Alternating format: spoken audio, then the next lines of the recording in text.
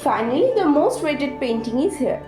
এই পেন্টিংটা বানাতে আমার অনেকটা টাইম লাগলো ঠিকই, বাট এটা আজ অব্দি আমার সব থেকে বেশি কারুকার্য করা পেন্টিং, যেটাকে আমি একটু ট্রেডিশনাল স্বাদ রাখার চেষ্টা করেছি।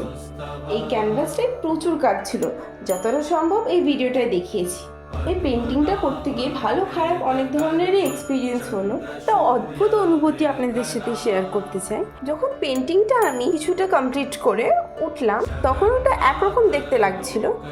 তারপরে যখন পরের দিন বা কিছুক্ষণ পর আমি যখন পেন্টিংটা আবার স্টার্ট করি, তখন ওটা যেন নিজে নিজেই একটু সুন্দর হয়ে গেল। জানি না এটা কি আপনাদের সাথে কখনো হয়। 12 তারিখ অর্থাৎ গত পরশু দিন ছিল জগন্নাথ দেবের স্নানযাত্রা। তারপর 13 তারিখ থেকে বলা হয় জগন্নাথ দেবের জ্বর আসে 15 দিনের জন্য।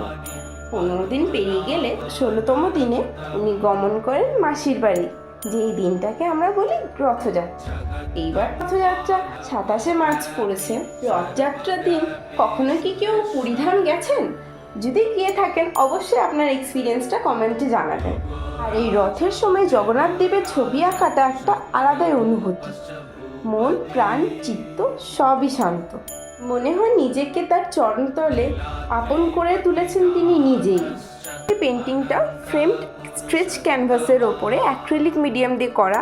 এটার সাইজ হচ্ছে 14x18 ইঞ্চ, আর এটাতে 3D আউটলাইনার গোল্ডেনটা ইউজ করা হয়েছে। আমার এই কাজটা আপনাদের কেমন লাগলো অবশ্যই কমেন্টে জানাবেন। আর আপনারা যদি আমার কাছে অর্ডার দিতে চান তাহলে নিচে দেওয়া এই স্ক্রিনের নাম্বারটিতে আমাকে হোয়াটসঅ্যাপ করতে পারেন, অথবা এই ভিডিওর কমেন্টে বা ইনবক্সে আমাকে জানাতে পারেন। কাস্টমাইজেশন অ্যাভেলেবেল আছে। আশা করি সবাই খুব ভালো থাকবে। জয় জগন্নাথ। দেখা হচ্ছে নেক্সট ভিডিওতে। Till then stay tune.